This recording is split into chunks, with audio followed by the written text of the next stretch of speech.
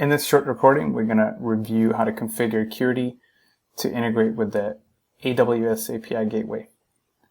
First, we'll take a look at some of the configuration aspects in the Curity Identity Server.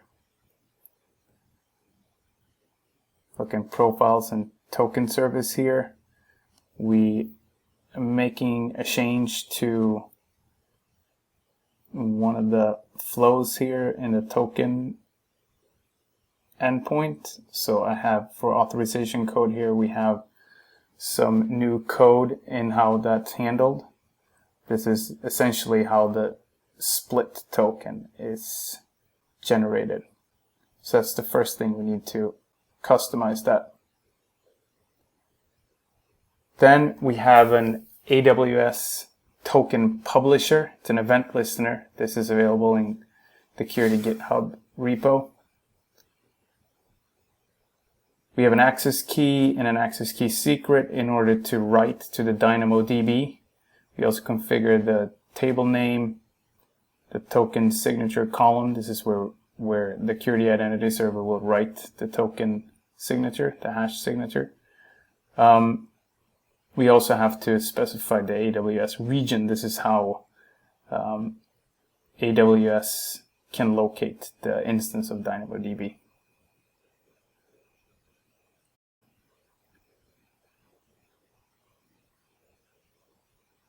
In addition to that, we have a client configured in this system.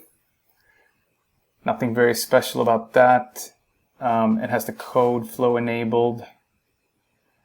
So we can now switch to OAuth tools here, and I'm going to try to make a direct call to the AWS API exposed by the gateway without a token, without an access token.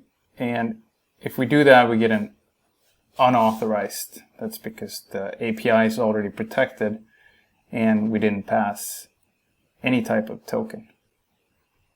If we now switch to DynamoDB, we can look here. There is no tokens in the database. But if we run through a code flow here, now what we get is the signature of a token. And if we refresh the database, we have an entry in the database where we have the hashed signature. And this is how we can look up the head and body from the database later.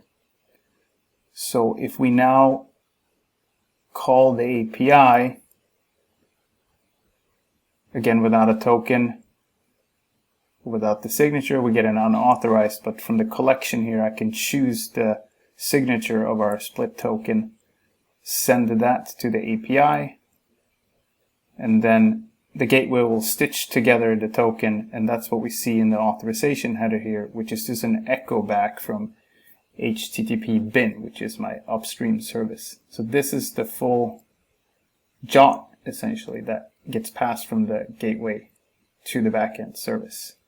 If we decode this JOT, copy and paste it in here, we get all the decoded information of the JOT that was passed from the AWS API Gateway to the upstream service, being HTTP bin in our case here.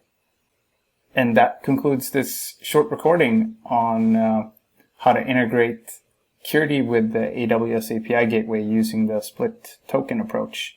This is fully described and documented in one of the resource articles at curity.io. If you have any comments or questions, feel free to reach out at info@curity.io. Thanks.